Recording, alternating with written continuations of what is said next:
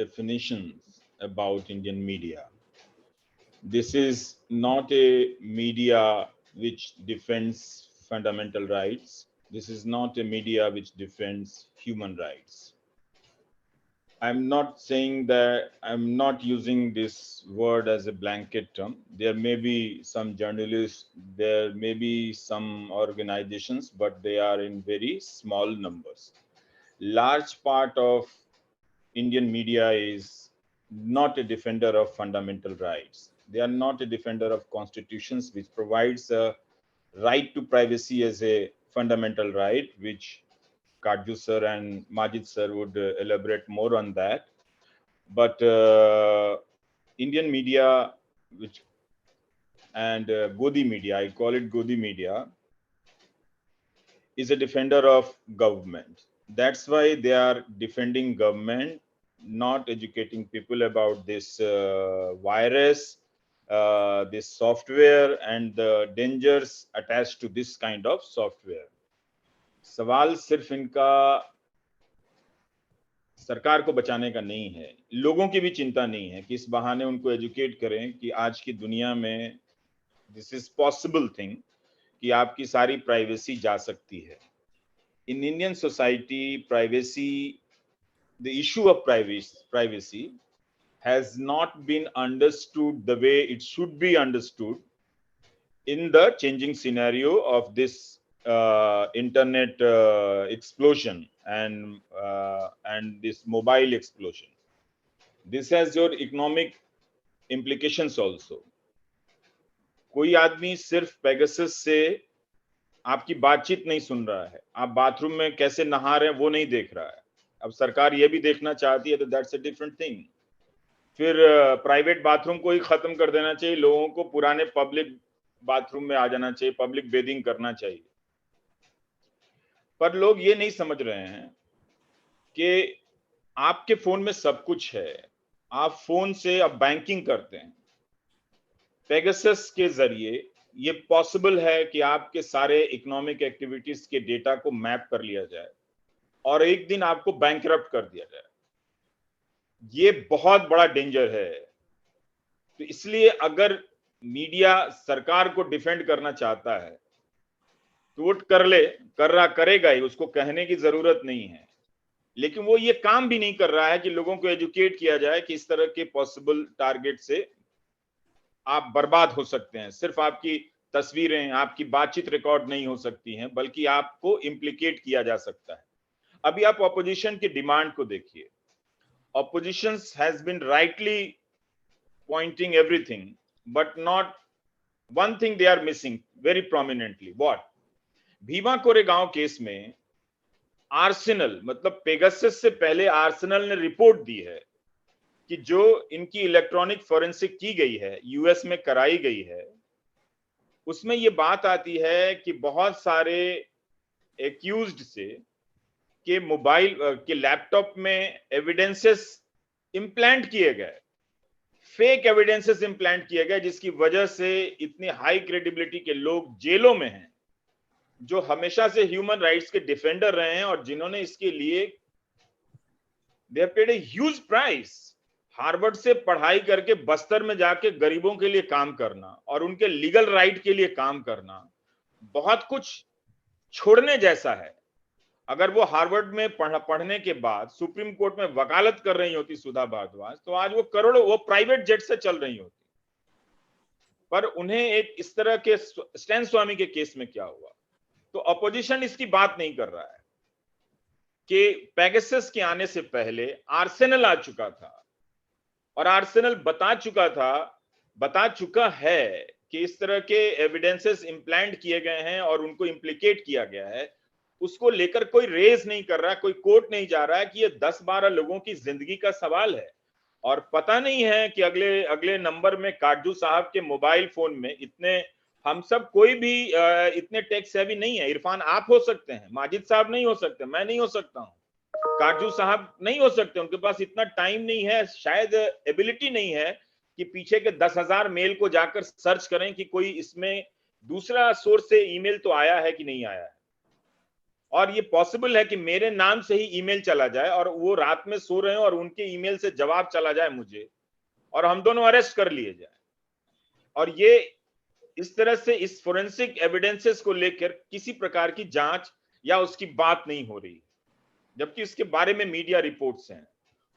दूसरी तरफ आप देखें तो जो जो जनता है उसे यही लगता है, उसको यही बताया जाता है, और ये जर्नलिस्ट भी बता रहे हैं, इसमें कोई बड़ी बात नहीं है। पत्रकारों और नेताओं के फोन तो हमेशा से सुने जाते रहे। ये मामला उस तरह का मामला नहीं है कि आप ऑपोजिशन के एमएलए हैं और आप पे कोई टैप कर रहा है कि आप सरकार गिराना चाहते हैं या नहीं चाहते हैं, पर यह मामला उससे आगे का है, आपको ब्लैकमेल करने का है। अगर जुडिशरी के लोगों के आसपास की इस तरह की रिकॉर्डिंग हुई है तो we need to know, have they been blackmailed. ये बहुत सीरियस बात है। उनके डिसीजंस को, they are all decision should be reviewed. We don't know कि उनके फोन को टैप किया गया है तो क्या क्या जानकारियां ली गई हैं, हमें नहीं पता है। तो इसलिए ये जो इशू है ये कहीं ज्यादा उसके बियॉन्ड है जो पुराने जमाने में होता था, जो जर्नलिस्टों के साथ होता भी था। इस तरह से कह के कुछ लोग ग्लैमराइज कर रहे हैं और इसको नॉर्मलाइज भी कर रहे हैं उसी के साथ साथ। ये तो होता था और ये बहुत बड़ी बात है कि आपका नाम आया और आपका नाम नहीं आया। जिसका नाम आया उसके बारे में देखिए कि उसके साथ क्या हुआ है। रोना विल्सन के बारे में देखिए, या फिर सुधा भारद्वाज के बारे में देखिए, स्टैन स्वामी के देखिए, आनंद तेलतुंबडे के बारे में देखिए। इतना तो डॉक्टर भीमराव अंबेडकर के नाम पर इतनी राजनीति होती है, और उन्होंने पूरी जिंदगी क्या हाई लेवल की की है, पर उनके साथ क्या हुआ है। तो मीडिया नहीं जाएगा उसमें। सोसाइटी अभी भी उस खतरे को नहीं समझ रही है, और specially if you एलिनेट dissect media into different languages, जो हिंदी मीडिया है जो ज्यादा रीडरशिप एंड व्यूअरशिप कमांड करता है, उसने इस इश्यूज के डिटेल को बहुत कर्टेल किया है। So if you read those news as a reader, you won't get anything to comprehend what has happened and what is going to happen with you. So ये जानबूझकर किया जाता है कि आप इस इशू को कुछ ना समझें, लेकिन देखने के लिए लगे कि हाँ इसको कवर किया गया है। ज्यादातर इस इशू को इसलिए इस तरह से कवर किया गया है कि पेगासस को लेकर अपोजिशन ने रकस क्रिएट किया है पार्लियामेंट में, and they have not allowed to function parliament. In this kind of news, Pegasus has appeared more rather than as an independent entity of an issue. तो वो नहीं बताया गया इरफान इसको। तो सारे पब्लिक को एक तरह से फिर से डार्क में रख के कुछ लोग जो मीडियाटाइज सोसाइटी में हैं, जो नजदीक हैं, जो जानना चाहते हैं, आप हैं, हम हैं, या हम जैसे बहुत सारे लोग फेसबुक ट्विटर पे कनेक्टेड हैं, वो जानना चाहते हैं। उन्हें भी पता है, उन्हें भी बहुत सारी चीजें नहीं पता है। वायर हर जगह नहीं पहुंचता है, गार्डियन हर कोई नहीं पढ़ता है, लेकिन हिंदी अखबारों में जिसके करोड़ों रीडरशिप हैं, इससे ब्लॉक किया गया इस पूरे न्यूज को। इसलिए लोग इसके इंप्लीकेशंस को नहीं समझ रहे हैं। और मैं अपनी बात और समेटना चाहता हूं जल्दी कि पेगासस और उससे पहले आर्सेनल और उसके पहले भी क्या हो रहा था। आप इलाहाबाद हाईकोर्ट का जजमेंट पढ़िए। कई मामलों में उन्होंने जजमेंट दिया है कि नेशनल सिक्योरिटी एक्ट का मिसयूज किया गया है, इलीगल तरीके से लगाया गया। डॉक्टर कफील खान के किस्से में भी और भी कई मामलों में इलाहाबाद हाईकोर्ट ने शानदार जजमेंट दिया है। 70% के करीब करीब इस तरह से फेक मामलों में प्रोसीजर को फॉलो किए बिना उन पर नेशनल सिक्योरिटी एक्ट लगाकर कई महीनों तक के लिए जेल में बंद किया गया। मणिपुर के एक्टिविस्ट को सिर्फ इसलिए ही was imprisoned for more than 2 months। उसने क्या लिखा कि corona can't be cured from cow dung, this is a completely scientific thing. Indian constitution gives you a power and responsibility to spread scientific temperament in country. और उन पर NSA लगा दिया गया जब कोर्ट ने उन्हें बेल दिया। तब ये लोग समझ नहीं रहे हैं। आपके ऑडियंस अगर यूएस के हैं, इंडिया से बाहर के हैं, तो मैं उन ऑडियंस से पूछना चाहता हूं, अगर वो इंडियन हैं, अगर उन्हें इस तरह का सिस्टम मिला होता तो क्या वो फ्लरिश कर पाते? अगर इस तो तरह से उन्हें फेक एनएसए के केस में फंसाकर एक मीडिया पोस्ट लिखने के लिए 2 महीने के लिए जेल में अमेरिका में कर दिया जाता। आप बाहर से दूसरे देश में आए हैं, आपकी जेब में एक पैसा नहीं है और आप वहां से काम करते हैं, बहुत हार्ड वर्क करते हैं, कमेंडेबल जॉब है और आप अपने कैरियर में राइज करते हैं, अमेरिका में घर खरीदते हैं, गाड़ी खरीदते हैं, आराम से ताला बंद करके दिल्ली आ जाते हैं, 6 महीने तक घूमते हैं, वापस जाते हैं, सब कुछ इंटैक्ट मिलता है। वहां भी बर्गलरी होती है, ये मैं जानता हूं, लेकिन कब्जा नहीं होता होगा। किसी को इस तादाद में गलत फैक्ट्स बिठाकर उसके लैपटॉप में डालकर फंसा दिया जाए और सिर्फ एक ही वर्जन हो कि सरकार कह रही है कि हाँ हाँ नहीं नहीं आर्सेनल ने जो कहा है हम उससे एग्री नहीं करते, वो इंडिया को बदनाम करना चाहते हैं। तो रविश भाई, ये जो आप बात बोल रहे हैं, I understand what you saying, that discussion we can have other day, how NRI thinks, and Justice Karju have a pretty good experience about it. But I'll come back to this topic, जिस Pegasus का हुआ है, तो जो snooping हो रही है, it's not just about opposition or it's not just about some reporters. जो लिस्ट है उसके अंदर उनके अपने ही 2 मिनिस्टर्स हैं और भी बहुत सारे लोग हैं। तो इट्स नॉट जस्ट कि आप अपोजिशन को टारगेट कर रहे हैं। What is the agenda and who is behind it? Government is not accepting the fact that they are doing it. So let me interject. Ravish bhai, I think I wanted to ask you a question. I think we should first go to see. I'm myself in cybersecurity for the last couple of decades in America. I worked with secret agencies and local agencies. Abhi, एक चीज is very important, right? Which I think Indian media, jurists, politicians must raise.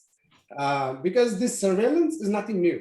This has been happening since the dawn, like before even the internet. With internet, it became more easy and became very broad spread. But it's very important to understand its implications, like what you rightly said, have the judgments have been passed, they have been made under duress. They were blackmailed. We don't know, right? So this must be a whole thing hoping. I mean, Joe, the interdependence of the supply chain in the New World Order is neither new or it's not necessarily technology, right?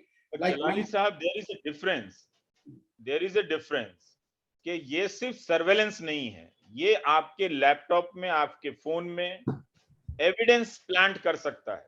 Correct. ये possible है। जो Arsenal ने भीमा कोरेगांव के accused जो हैं उनके cases में forensic evidences की जांच करके जो बात बताई है, ये पॉसिबल है। हम ये जानना चाहते हैं कि है या नहीं हुआ या नहीं हुआ। कि अगर आपके ईमेल में सर्वेलेंस के जरिए कोई नया एविडेंस प्लांट कर दिया जाए तो ये सर्वेलेंस का तरीका पहले के सर्वेलेंस के तरीके से कहीं ज्यादा खतरनाक है। उसमें सिर्फ 2 विधायकों को जोड़ना या अपनी पार्टी से डिफेक्ट करने से रोकने तक का ही लिमिटेड होता था, पर अब तो हम और आप कोई भी फंसाए जा सकते हैं इस तरह से जेल में। तो ये डेंजरस बात है। और दूसरी बात यह है कि जो इरफान कह रहे थे कि क्यों कर रहे हैं अपने लोगों की भी जासूसी, इजीली समझा जा सकता है कि असल में उन्होंने झूठ इतना फैला दिया है कि अब उन्हें भी शक हो रहा है कि वाकई में इतना पॉपुलर हूं क्या, वाकई में लोग मेरे लिए इतने लॉयल हैं क्या, तो वो अपने लोगों की भी जासूसी कर रहे हैं। रविश भाई, मेरा सवाल आपसे ये है, see, I was going to give you the little context. The whole thing is world is connected to the internet and the commerce is dependent on the internet. जो recent COVID crisis हुआ है, it serves as a reminder of the global complex interactions of many companies and that produce gadgets, phones, computers, and many other products, right, on which the economy and society is so dependent. Now, मेरा सवाल आपसे ये है, among all the challenges and complex choices, how we ensure the security and privacy of citizens, right, individuals in new age of internet, while preserving their core freedoms. My core question is, how much of a tracking and surveillance are people, the citizens, willing to accept as a means of protecting public safety before we go to the next step, level of by implanting and persecuting and trapping people? But Abhi, first question is like, India, right, is like, if they are, how far they're willing to go And should this new cyber laws, legislations, governance be discussed and raised in parliaments and judiciary and legislations? कि कितना surveillance काफी है? Because right now the government seems to have unlimited access to this, and they can do anything. I wanted to know your take on that. जलाली साहब, इसका जवाब ये हो सकता है कि किसी भी लॉ के एनफोर्समेंट के लिए जरूरी है कि इसका इम्प्लीमेंटेशन अच्छा हो, और दूसरा कि लोगों में अवेयरनेस कितना है। तो right to privacy in the context of internet और इस तरह के सॉफ्टवेयर हैकिंग है, इसे लेकर कम है हमारे देश में। इवन कि जो एजुकेटेड लोग हैं, जो इस्तेमाल करते हैं, उन्हें भी इसका अंदाजा नहीं है कि इसके खतरे क्या क्या हो सकते हैं। जैसे अगर आप इसी के कवरेज को, तो इसमें सिर्फ यही बताया गया है कि एमएलए जर्नलिस्ट का होता रहा है। जो नई चीजें हो सकती हैं वो कम बताई जाती हैं कि इससे आपके फोन के डेटा से आपका पूरा बैंक का बैलेंस निकाला जा सकता है और आप कंगाल हो सकते हैं, एक तरह से बैंकरप्ट हो सकते हैं। तो अवेयरनेस कम है इस देश में, और प्राइवेसी को लेकर उस तरह से यहाँ नहीं समझा गया है जिस तरह से अमेरिका में हंगामा हो जाता है प्राइवेसी के इशू पे, फ्रंट पेज हेडलाइन बन जाती है। यहाँ लोगों को लगता है कि आधार कार्ड है सरकार के पास, सब सरकार तो जानती ही है इसमें गलत क्या है। बात यह है कि सब सरकार का जानना और सरकार का कई लोगों के फोन में घुसकर जानना, दोनों में बहुत अंतर है, और उसमें कुछ छोड़ देना। तो हम जितना डिबेट करेंगे उससे गवर्नमेंट पे भी रिस्पॉन्सिबिलिटी आएगी कि वो इंश्योर करे कि ये चीजें दूसरे भी ना करें, बाहर के कोई देश भी ना करे। जैसा इरफान ने कहा, अगर पाकिस्तान ने किया, चाइना ने किया होगा, ये भी चिंता की बात है। तब तो इसकी तो जांच होनी चाहिए, तब तो सरकार को पहले दिन से इसकी जांच करनी चाहिए थी। लेकिन अब जब फ्रांस ने कह दिया है कि मीडिया पार्ट अपनी जांच से बता दिया है कि मीडिया पार्ट की जांच, मैं एक सवाल पूछ सकता हूँ रवीश भाई से? एक सवाल पूछ सकता हूँ? जी हाँ सर, आखिरी मैं रवीश भाई से। देखिए रवीश भाई, माफ करिएगा, मैं आपकी बहुत इज्जत करता हूँ, मगर मुझे लगता है आप और आप जैसे लोग ये बात का पतंगड़ बना रहे हैं। देखिए ये सुनिए, मुझे 1 मिनट में मैं कंप्लीट कर दूंगा, 1 मिनट। देखिए ये गलत तो किया, मुझे पूरा भरोसा है ये गवर्नमेंट ने इलीगल काम किया, मगर आम आदमी इससे क्या मतलब है? आम आदमी का समस्याएं हैं, बेरोजगारी, महंगाई, भूखमरी, उसको he is not bothered about the snooping. उसको क्या फर्क पड़ता है स्नूपिंग होए ना होए? मेरा इसमें यही जवाब है काजू साहब कि फर्क आपको तब पता पड़ता है जब आपको पता चलता है। जब तक आपको पता नहीं चलता है तब तक आपको फर्क नहीं पड़ता है। ऐसी बात नहीं है कि आम आदमी के बीच में बेरोजगारी की चर्चा नहीं है, ऐसी बात नहीं है कि वो पेगासस को छोड़कर गोदी मीडिया बेरोजगारी की चर्चा कर रहा है। बेरोजगारी की चर्चा तब भी वो नहीं कर रहा, तो इसे हम बहाने के तौर पे नहीं कर सकते। लेकिन ये कहना पूरी तरह से सही नहीं है कि लोगों को बिल्कुल फर्क नहीं पड़ता है। अगर लोगों को बताया जाए तो वो अवेयर भी होंगे और उन्हें फर्क भी पड़ेगा। जब तक बीमारी का पता नहीं चलता है आपको कोई फर्क नहीं पड़ता है, आप आराम से वॉक करते रहते हैं। लेकिन जैसे ही डॉक्टर बताता है कि आपकी आर्टरी में ब्लॉकेज है, आप उस दिन वॉक करना छोड़ देते हैं और पहले अपना इलाज कराते हैं। देखिए बीमारी तो है बेरोजगारी और महंगाई, ये बीमारियां हैं, ये स्नूपिंग बीमारी नहीं है। बीमारी है ये भी बीमारी है, ये नई बीमारी है, महंगाई, भूखमरी, हेल्थ केयर, ये बीमारियां हैं। ये नई बीमारी कर रहे हैं अटेंशन, जो असल बीमारियों से डाइवर्ट कर रहे हैं अटेंशन की। नहीं साहब, बेरोजगारी समस्या नहीं है, भूखमरी समस्या नहीं है, समस्या है पेगासस समस्या है। ये डाइवर्जनरी टैक्टिक्स हैं आप लोगों की। Kaji sir, this is not, Ramesh bhai, just 1 second.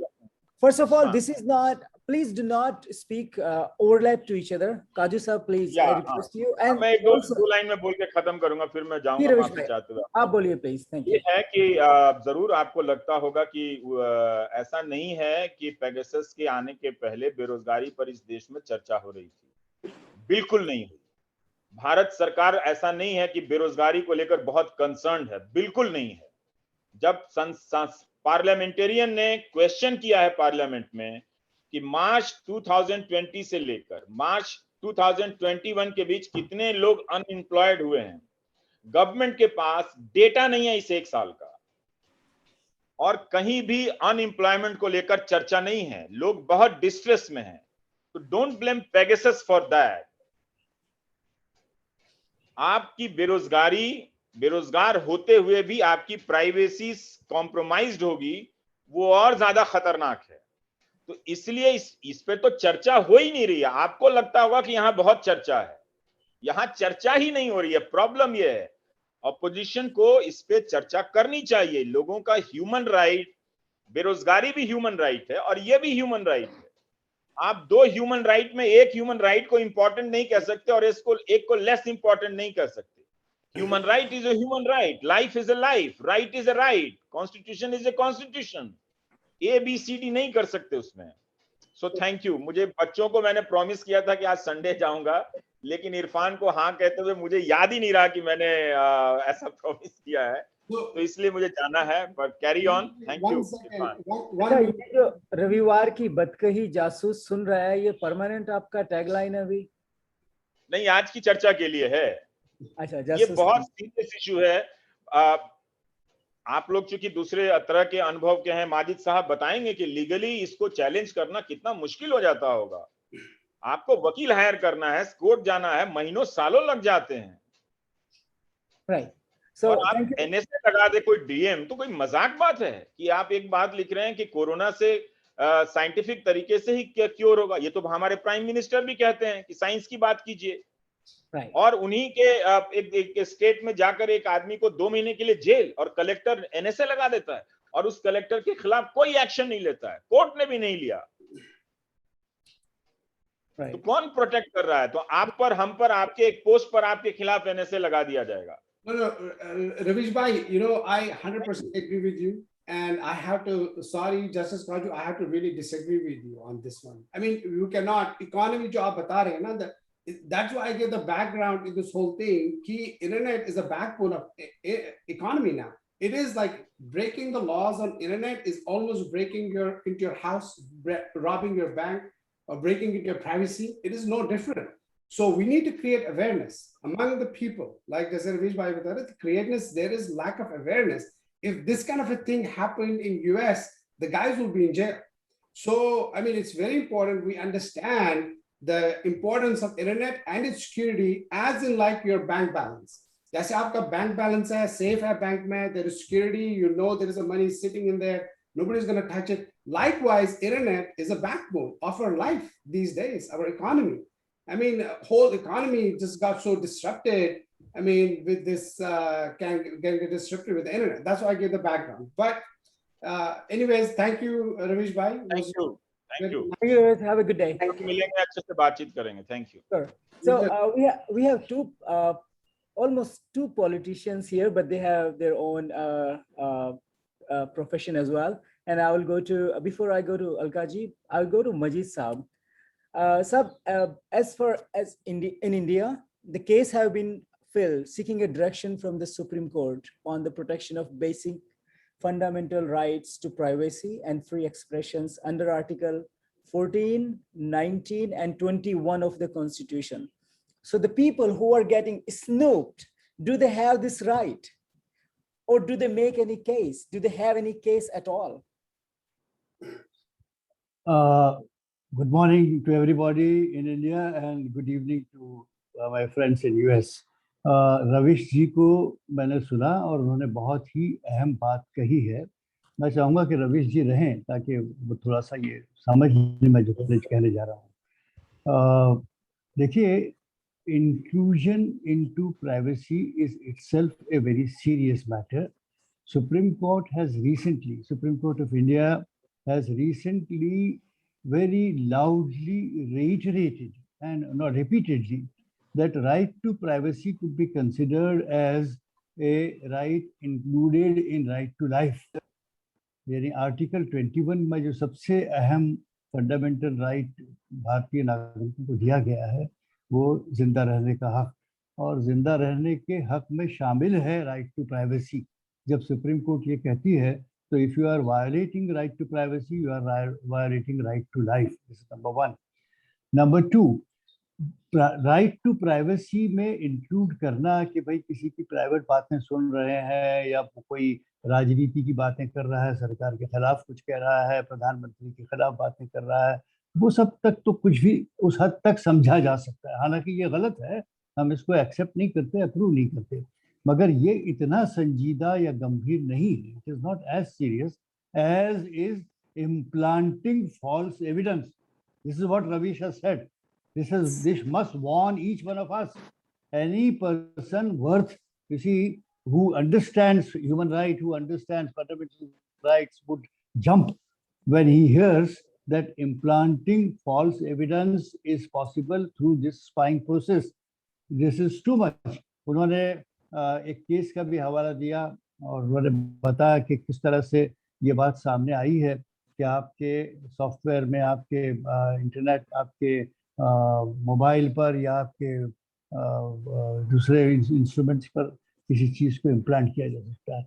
आप इरफान के टेलीफोन में अगर ये इंसर्ट कर दिया जाए कि हिंदुस्तान के खिलाफ बगावत कर दी, कोई डाल दे एक सेंटेंस इस तरह की, तो इरफान की ज़िंदगी ख़त्म हो जाएगी। क्योंकि फिर अगर उसे एनएसए में गिरफ्तार कर लिया गया, तो एक चीज़ रविश साहब हम चाहते हैं कि इसको हम हाईलाइट करें कि you see, to fabricate evidence, to create false evidence, to mislead court is no small offense. How serious is that offense? You see, the gravity of fabrication of evidence by those who are given powers by law to collect evidence and produce it before the court for the purpose of administering justice. You see, if they themselves mislead the court by voluntarily, deliberately, purposefully acting in the manner as is apprehended, they can implant something against somebody, nothing can be more serious than this. And unfortunately, Kaju Saab is a judge here. He knows it. And even as a practicing lawyer, I must share with you that if Irfan is charged with this kind of inducted false material, Irfan's life would be ruined, because the court is not going to accept your defense at this stage. The court will say that you are alleging that this is fabricated evidence, which you will have to prove, for which it will be very difficult for you to do while you are in custody without bail, because the offense is very serious, you are not entitled to bail. और जैसा कि आज ये पेगस की बात है, मैं थोड़ा सा इससे हट के एक बात कहूँगा कि बहुत ज़रूरी है कि पिछले इस पार्लियामेंट के मानसून सेशन में 100 घंटों के लगभग ज़ाया हो चुके हैं, और वो इसलिए ज़ाया हो चुका है दोनों हाउस के, यानी कितना भारी नुकसान देश को उठाना पड़ रहा है, महंगाई बढ़ रही है, अनएम्प्लॉयमेंट बढ़ रही है, जो सब कह रहे हैं ये सही बात है। ये क्यों पार्लियामेंट वॉश आउट हो रहा है? इसलिए वॉश आउट हो रहा है कि सरकार is not willing to open its mouth and have a full fledged discussion on this Pegasus controversy. Now people of this country, India and the world have known कि ये जो स्पाइंग हुआ है कि किसी इंडिविजुअल व्यक्ति के कहने पर यह काम नहीं हो सकता, ये सिर्फ सरकारें ही करा सकती हैं। अब सरकारें करा सकती, जैसा इरफान शुरू में आपने कहा कि भाई अगर ये भारत सरकार ने नहीं कराई है, भारत सरकार अपने हाथ ऊपर कर लेती है, तो ये और ज्यादा गंभीर है। उस सूरत में तो नेशनल सिक्योरिटी कंप्लीटली कॉम्प्रोमाइज हो गई है, चाहे वो चाइना हो, अफगानिस्तान हो, पाकिस्तान हो, कोई और मुल्क हो, यूएस कोई हो। अगर किसी और ने ये हरकत की है तब तो हिंदुस्तान खतरे में आ जाता है, और उस सूरत में तो हम एक पल नहीं बैठ रुकेंगे, तो उसकी तो और ज्यादा जांच तुरंत होनी चाहिए।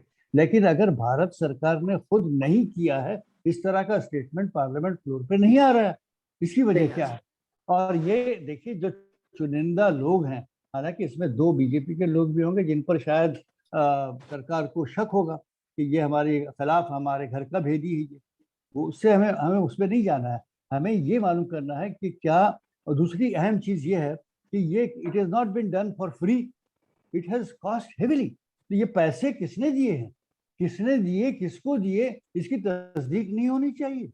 तो पार्लियामेंट में अगर विरोधी पक्ष के लोग ये पूछना चाहते हैं कि साहब इसकी इन डेप्थ जांच हो कि ये क्यों करवाया गया है और ये किसने करवाया है, और अगर ये क्यों करवाया गया है इसका जवाब मिलना। देखिए, अगर जैसा कि रविश जी ने कहा, मुझे तो ऐसा लगता है कि कोई भी सेफ नहीं है हिंदुस्तान में।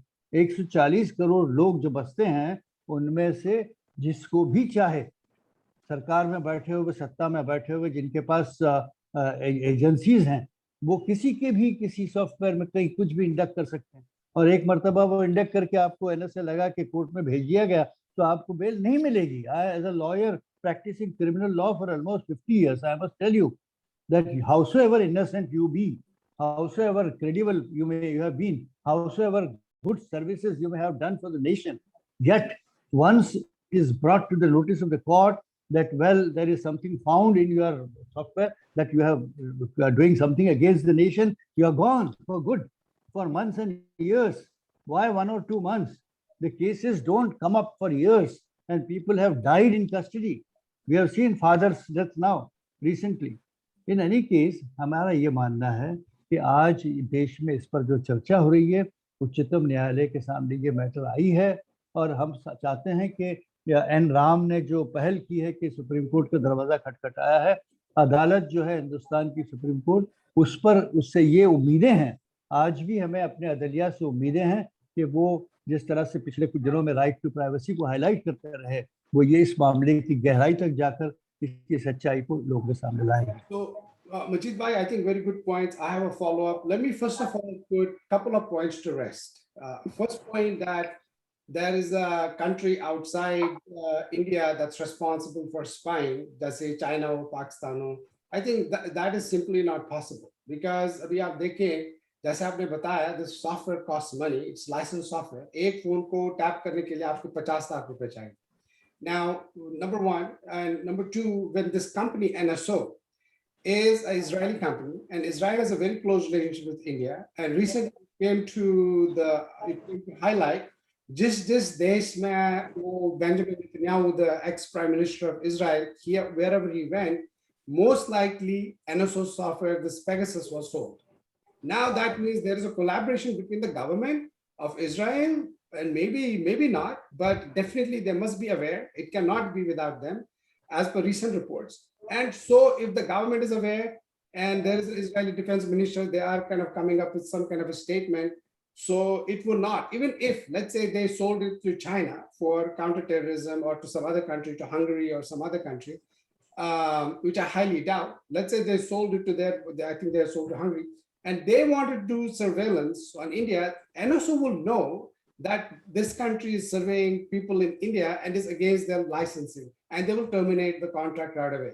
So let's put that to rest. So no foreign countries involved in the surveillance. It's only America, right? India. Second part is the implanting evidence in the digital world is not that easy, right? Even if it is, I can send an email like Justice Kaju to Majid Saab. It's very easy, but it can be easily proven that it's not coming really from Justice Kaju, it came from Tasawwur.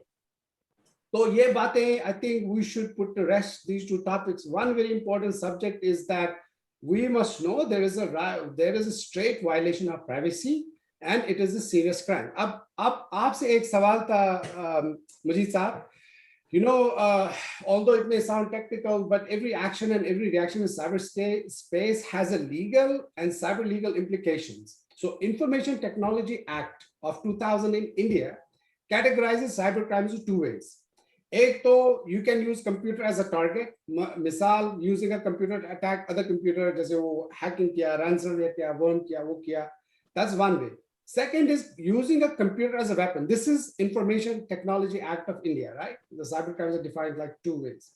Second is computer using as a weapon, using computer to commit a real world crime, which is in this case that has happened, like cyber terrorism, IPR violation, credit card frauds, ETF frauds, ye sare frauds, and this spying will come under that, committing a real world crime. It is a real world crime.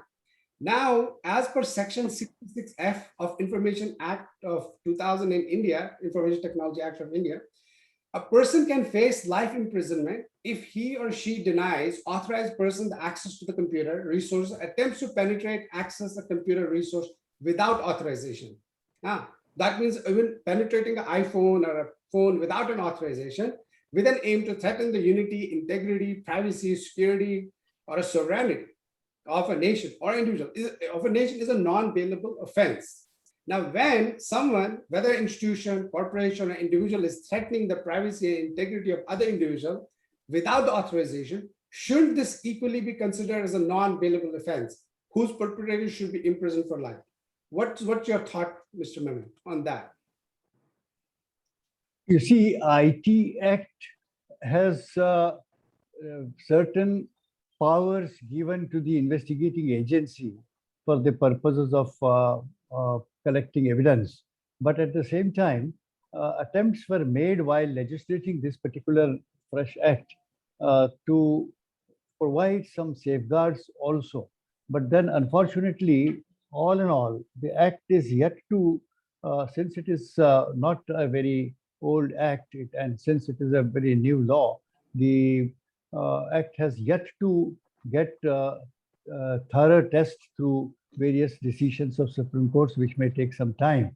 As and when the things go up, right up to the apex court, the court would examine the virus of the act, virus of various provisions, and also wherever it is found that the act is more in abuse rather than use, then probably the court's highest court may even strike down certain provisions. For example, I'll tell you that we had in Maharashtra, Maharashtra Control of Organized Crime Act, in which the investigating officers were given the powers to intercept telephonic conversation.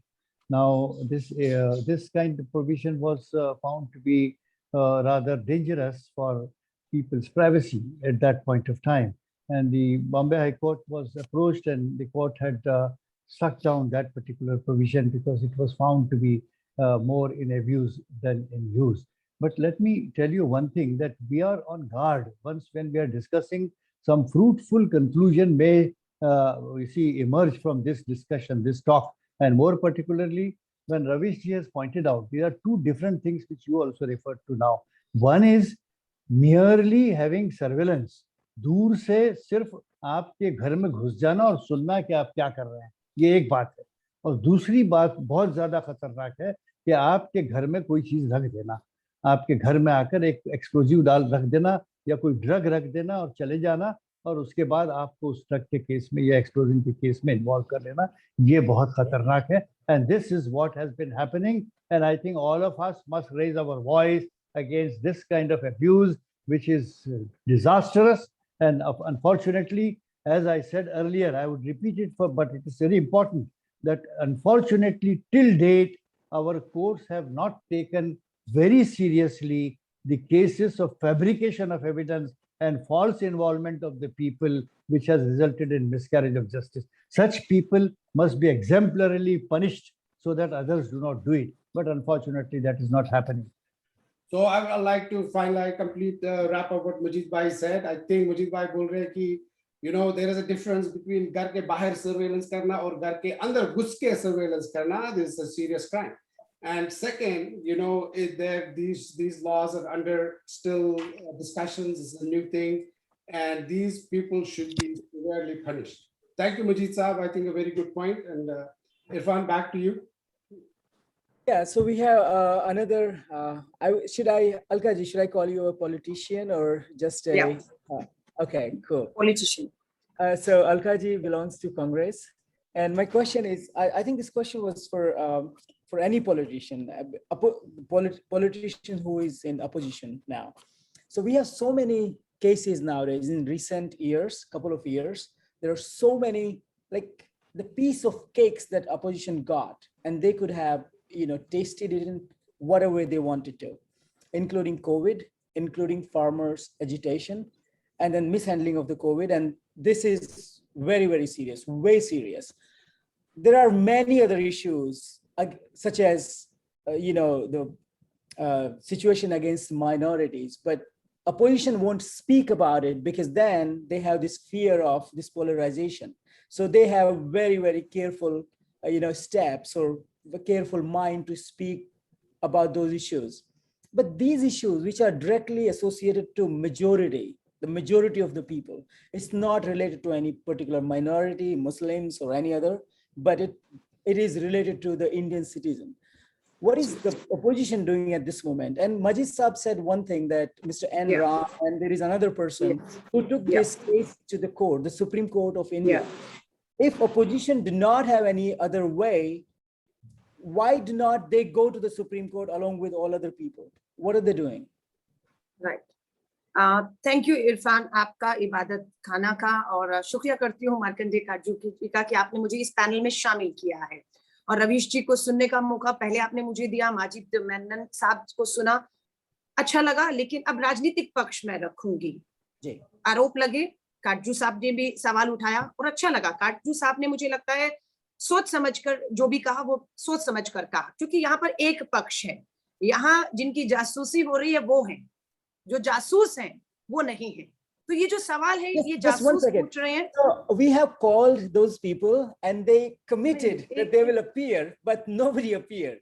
Okay. All right, go ahead. Okay. तो अच्छा है, justice Katju जी ने उनकी तरफ से सवाल पूछा और ये सवाल पूरा विपक्ष, पूरा सत्ता पक्ष जो है विपक्ष से पूछ रहा है। दो सवाल। इन्हें लगता है कि सिर्फ जासूसी राहुल गांधी जी की हो रही है, जिसकी हमें और पूरे विपक्ष को चिंता है। सच्चाई ये है कि खाली जासूसी श्री राहुल गांधी जी की या राजनीतिक पॉलिटिकल विपक्ष के नेताओं की नहीं हो रही। ये आपको और हमें अब तक की चर्चा में समझ आ गया कि जासूसी हर किसी की जा रही है, हर किसी को निशाना बनाया जा रहा है।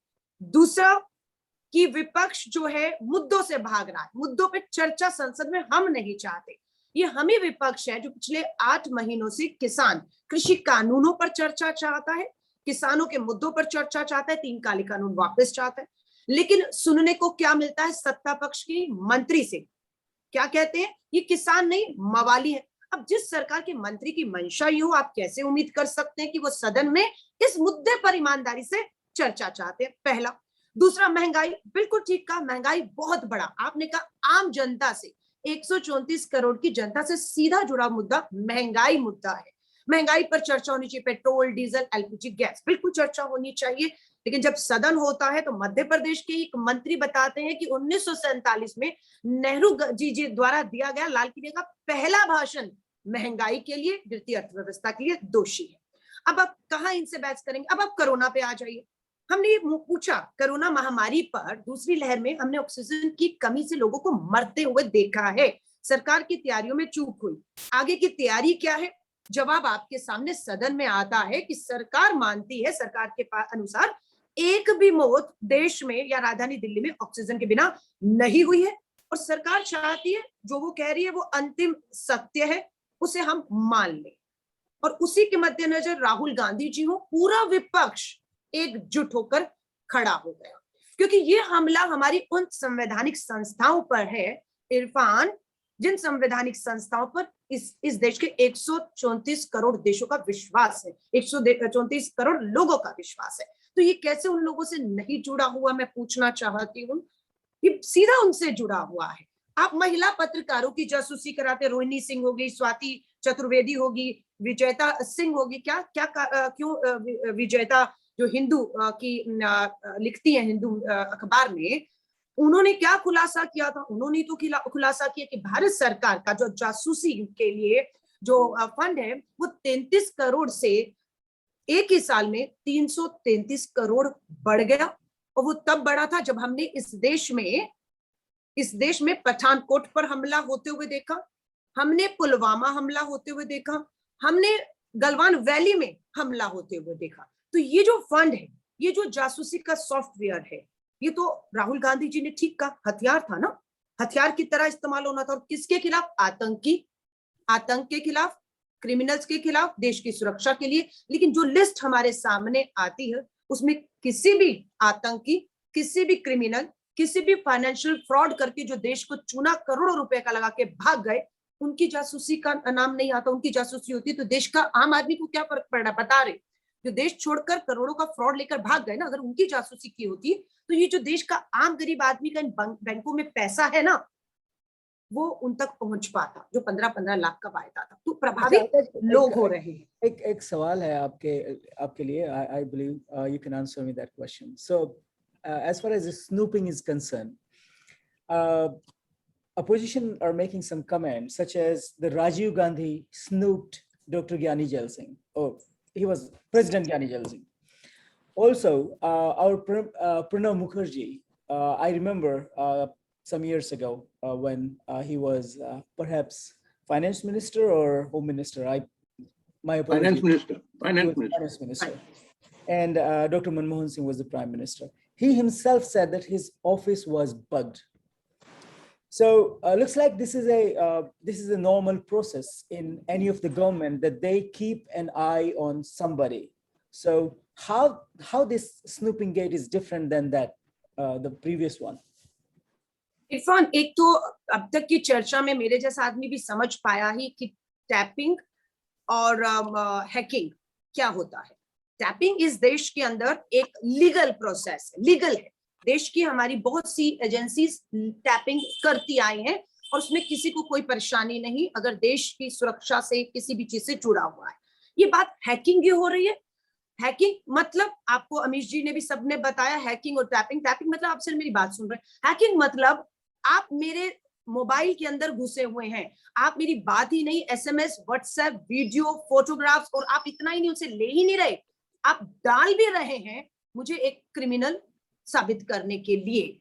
ये लीगल इस देश में नहीं है। काटजू साहब ज्यादा बेहतर बता पाएंगे। इस पे कोई कानून, कोई रिफॉर्म्स को लेकर हैकिंग को कानूनी मान्यता नहीं दी गई। और एनएसओ इजरायली कंपनी के द्वारा जो साफ कहता है कि निजी लोगों के हाथों वो नहीं बेचता अपना सॉफ्टवेयर, जो प्राइवेट लोग हैं उसके ग्राहक नहीं है, सरकार उसकी ग्राहक है। हम सिर्फ सिंपल सा सवाल पूछ रहे हैं इस सरकार से बार बार कि क्या आपने एनएसओ कंपनी से पेगासस सॉफ्टवेयर खरीदा, हाँ या ना? नंबर 1। नंबर 2, क्या आपने हैकिंग जो इल्लीगल है, इस देश में गैर कानूनी है, वो करवाई है या नहीं करवाई है? और अब तो ये बात होगी है, जो जासूस है वो डरा हुआ है, वो सदन में चर्चा नहीं चाहता है, वो जांच नहीं चाहता। विपक्ष मांग कर रहा है जेपीसी, एक उच्चतम न्यायालय के न्यायाधीश के अधीन जेपीसी की जांच हो। द हिंदू के संपादक और वो लोग सुप्रीम कोर्ट जाते हैं और थोड़ी सी कहते हैं उम्मीद की किरण जागी कि सुप्रीम कोर्ट ने ये पीआईएल स्वीकार करके अगले हफ्ते इस पे जो है आगे बढ़ाने की बात कही है। वही ममता बनर्जी, हमारी पश्चिम बंगाल की मुख्यमंत्री, ने भी जो है हमारे फॉर्मर चीफ जस्टिस जो मिस्टर रहे उनके और एक हाई कोर्ट कलकत्ता के जज के अधीन जांच बिठा दी है। तो दोनों में अंतर आपको समझ आ रहा होगा। अब आप, मैं एक बार, अब आप खतरा, तो पहले वाले में और अब वाले में खतरे की बात कर रही हूँ। सरकार कह रही है, अगर कहती है, कह नहीं रही, मानते हैं कि आप नहीं करवा रहे, पर आप ये भी तो नहीं कह रहे कोई और भी करा रहा है या नहीं करा रहा। और सारी देश की सुरक्षा से बहुत बड़ा खिलवाड़ हो रहा है कि विदेशी हाथों में देश के बाहर जानकारी जा रही है। आप कहते हैं पुख्ता सबूत नहीं है। इजराइल बिना पुख्ता सबूतों के एनएसओ पे कार्रवाई कर रहा है। बिना सबूतों के एनएसओ ने अपने सरकारी ग्राहकों पर कुछ पे पाबंदी लगा दी है। बिना सबूतों के फ्रांस के प्रेसिडेंट ने अपना मोबाइल बदल दिया और फ्रांस जांच कर रहा है। बिना सबूतों पे अर्जेंटीना, अल्जीरिया और हंगरी जांच कर रहा है। तो हमारे यहाँ पर जांच क्यों नहीं हो जाती? आईटी सेल का ही जो हमारा संसदीय कमेटी आईटी है, समिति, शशि थरूर जी चेयरमैन है। मीटिंग कमेटी की बुलाई, क्या हुआ? क्यों नहीं होने दी वो मीटिंग? क्या षड्यंत्र, उसे भी एक बिहार के एक जाति और एक आदमी के व्यक्तिगत उससे जोड़ दिया कि ऐसा कहा गया। सो पूरा भटकाया जा रहा है। लेकिन विपक्ष, मैं साफ कर रही हूं आपके सुनने वालों को, सिर्फ कांग्रेस नहीं, पूरा विपक्ष एकजुट है। और हमारा यही है कि जब तक जांच स्वीकार नहीं की जाएगी, चर्चा नहीं की जाएगी, जो सवालों के जवाब पूछे जा रहे हैं नहीं मिलेंगे, हम इस सरकार को आगे नहीं बढ़ने देंगे। इतिहास उठाकर देखिए, डॉक्टर मनमोहन सिंह जी के समय पर भी ऐसा नहीं है, पूरा का पूरा विंटर सेशन, पूरा का पूरा मॉनसून सेशन वॉश आउट कर दिया गया था कोल स्कैम के ऊपर। कितने मनमोहन सिंह जी की, तब तो प्रेस कॉन्फ्रेंस भी करके जवाब देते थे प्रधानमंत्री जी। आज की प्रधानमंत्री जी, गृह मंत्री, आईटी मिनिस्टर, हम कह रहे हैं सदन में उपस्थित हो, वो कहते हैं सदन में चर्चा नहीं होगी। ये लिखित में उन्होंने जवाब दिया। क्या कहा है? these are political steps and it's fine, you know, opposition versus the government, but the real steps, are you going to file a treason case against the prime minister in the Supreme Court of India? What are you going to do? Because when you say that government has used a weapon against its own citizen, it's a treason. Are you going to file a case? देखिए, अभी दो देश के अंदर ही, अगर मैं कहूँ, supreme court में जो पीआईएल है उसकी सुनवाई अगले हफ्ते शुरू होगी, पहली बात। दूसरी, हमारी पश्चिम बंगाल की सरकार ने भी एक कमेटी का गठन कर दिया और साथ में ही हम अगर इजराइल और फ्रांस में भी देखें, पैरेलल शुरू हो चुकी है। सो मुझे लगता है जैसे जैसे ये जांच आगे बढ़ेगी, बहुत सी सच्चाइयां सामने आएंगी। उन्हीं को सबूत और आधार बनाकर कांग्रेस को इस लड़ाई को बाकी विपक्षी दलों को साथ लेकर, मैं फिर दोहरा रही हूँ, ये विपक्ष कांग्रेस और मात्र राहुल गांधी जी के एक फोन की बात नहीं है, ये पूरे देश से जुड़ा, उसकी सुरक्षा से जुड़ा और उसके संवैधानिक कानूनी अधिकारों से जुड़े हुए की बात है। हम इसे हर स्तर पर लड़ेंगे और तब तक लड़ेंगे जब तक ये लड़ाई अंजाम तक नहीं पहुंच जाती है। हमने तो मान लिया है कि ये हो रहा है, ये हो रहा है, इसलिए देश के गृह मंत्री से इस्तीफे की मांग करते हुए प्रधानमंत्री जी की भूमिका क्या रही इसमें, हम उसका सदन में जवाब लिखित में चाहते हैं ताकि इतिहास के पन्नों में दर्ज हो।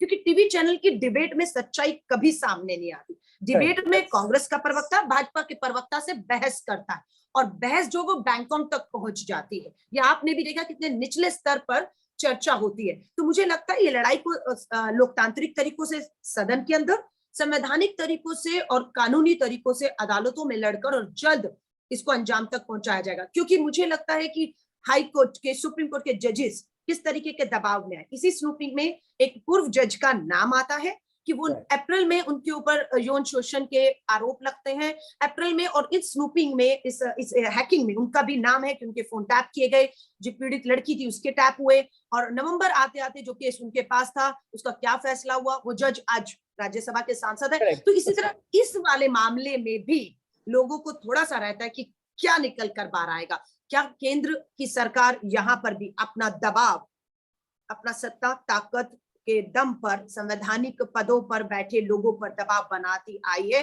बनाती रहेगी। और अब तो दिल्ली की बात कर रही, राजधानी दिल्ली है, एक ऐसे शख्स को कमिश्नर ऑफ पुलिस बना दिया गया जो 31 में रिटायर हो गए, जुलाई में, 31 जुलाई कल रिटायर होना था। ये कभी नहीं हुआ कि गुजरात काडर के आदमी को काडर बदल के दिल्ली का कमिश्नर उनके रिटायर होने के 6 दिन के बाद आपने बना दिया हो, दिल्ली में NSA लगा दिया गया हो। जिन किसानों को, मैं षड्यंत्र कह रही हूँ क्योंकि सरकार का आरोप है विपक्ष विदेशी हाथों में खेल रहा है, सरकार को डिफेम करने के लिए, प्रधानमंत्री जी की छवि के लिए षड्यंत्र रचा जा रहा है, अंतरराष्ट्रीय षड्यंत्र। उसी के तहत मैं कह रही हूँ ये षड्यंत्र सत्ता रच रही है।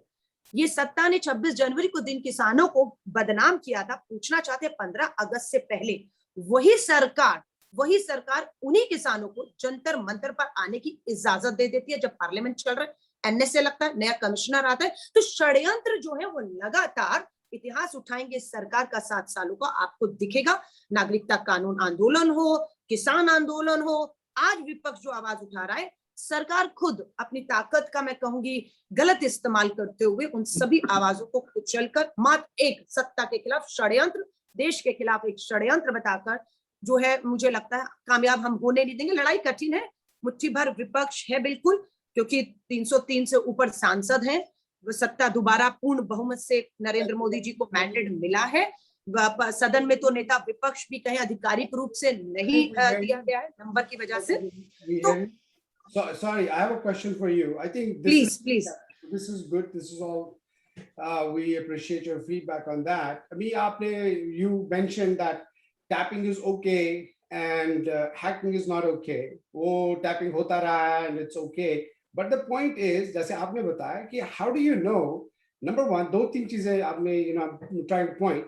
First thing is, how do you know the government is not using tapping for the wrong purposes, like that uses this Pegasus software? Because Pegasus software was supposed, whether it's hacking, there may be no difference because both are the violation of privacy of individuals.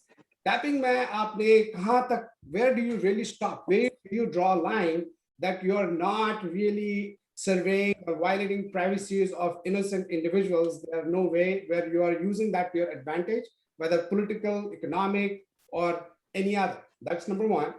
So dusra, I mean, where you say that this thing, you have to see, there is this government ka aksar, like there is this stand they have. If you have not done anything wrong, you have nothing to fear, right?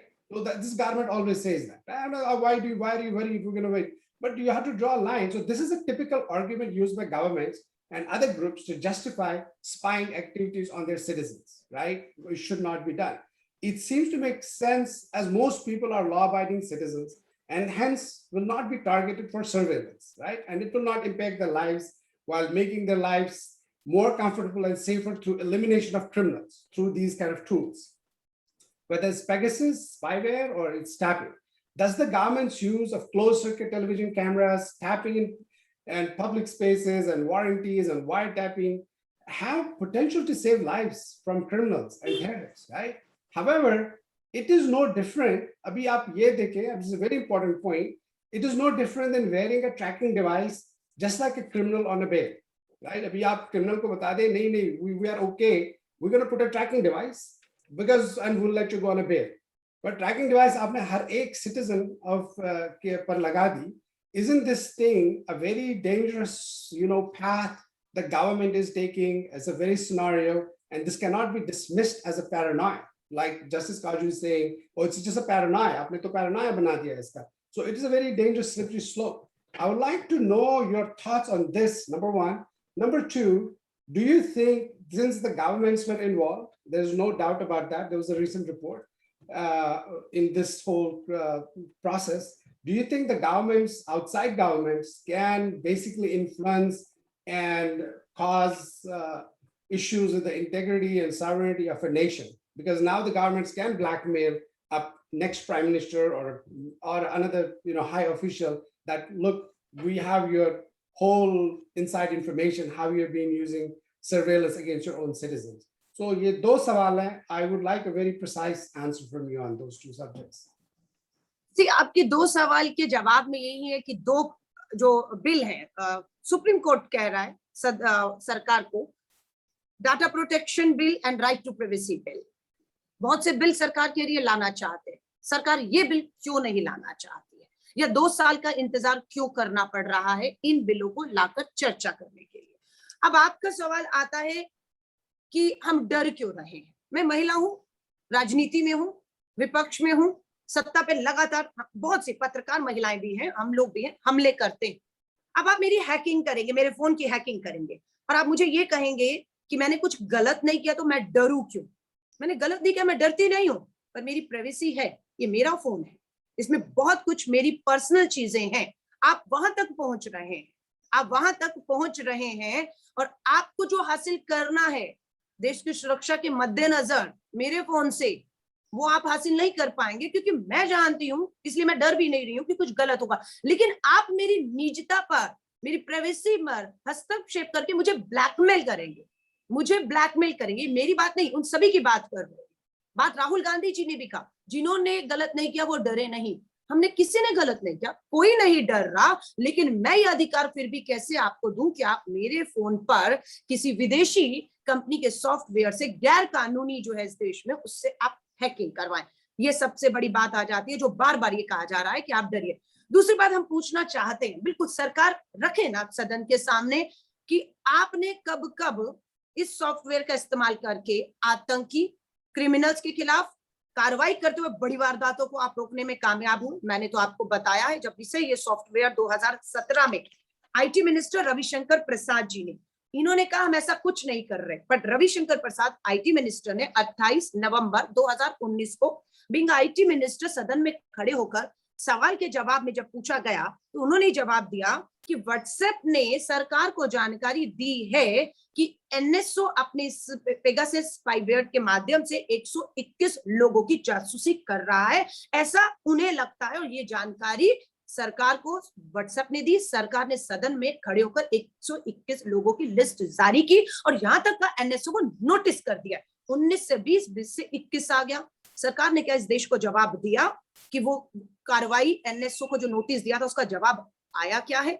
कोई जवाब नहीं आता है। उसके बाद पता लगता है कि भारत सरकार की साइड पे ये जो बात डाली गई थी, आज उसे हटा क्यों लिया गया है? सरकार एक बात करने के बाद 2 कदम पीछे क्यों हटती है? तो कहीं ना कहीं शक पैदा होता है। और मैं आपसे फिर कह रही हूं, देश में बहुत से मुद्दे हैं, लेकिन उन मुद्दों पर चर्चा ना हो, सरकार गिरती है। इसलिए ब्लैकमेल का रास्ता जासूसी है कि आप सबकी जबान, आपने देखा दैनिक भास्कर लिखा, खुलकर लिखा, लगातार लिखता है, विपक्ष बनकर लिखता है। विपक्ष मतलब वो नहीं होता जो सदन में पॉलिटिकल पार्टी, विपक्ष आज जो N Ram ji supreme court पहुंचे हुए हैं, दैनिक भास्कर है, मीडिया है, बहुत से लोग हैं, ये सारा विपक्ष ही तो है देश का, जो सरकार से सवाल कर रहा है, लेकिन सवाल राहुल गांधी तक खत्म कर दिया जाता है। तो ये जवाब सरकार भाग नहीं सकती है, क्योंकि ब्लैकमेल की राजनीति इस देश में हो रही है और ब्लैकमेल इसी जासूसी के दम पर किया जा रहा है, सॉफ्टवेयर के दम पर किया जा रहा है। और फिर मैं आपको कह रही हूँ, देश की सुरक्षा के साथ बहुत बड़ा धोखा है। राहुल गांधी जी, कांग्रेस का स्टैंड साफ है कि हम इसे देश के खिलाफ सरकार द्वारा एक देशद्रोह मानते हैं। संवैधानिक कानूनी जो हमारा है उसका उल्लंघन खुद देश में बैठी सरकार कर रही है। चर्चा से एक कदम भी हम पीछे नहीं हटेंगे, जांच से एक कदम पीछे नहीं हटेंगे और प्रधानमंत्री जी से जवाब सदन में लिखित ऑन रिकॉर्ड चाहते हैं, इतिहास के पन्नों में दर्ज हो। सरकार बच रही है, यही साबित। Are you implying, because I kind of heard you, are you implying the government knew about Pulwama attack and they did not do anything because they had access to this hacking and software? बहुत अच्छा mister Jilani, आपने कहा उन्हें मालूम था, मालूम नहीं था तो किसकी विफलता थी, किसकी नाकामी थी, किसको जिम्मेदारी लेनी चाहिए थी, क्या उन्होंने जिम्मेदारी ली? सबसे बड़ा सवाल। दूसरी बात, हम यही कह रहे हैं, अगर आपने करना था तो वहां करना था, वहां नहीं किया गया जहां इन्हें करना था।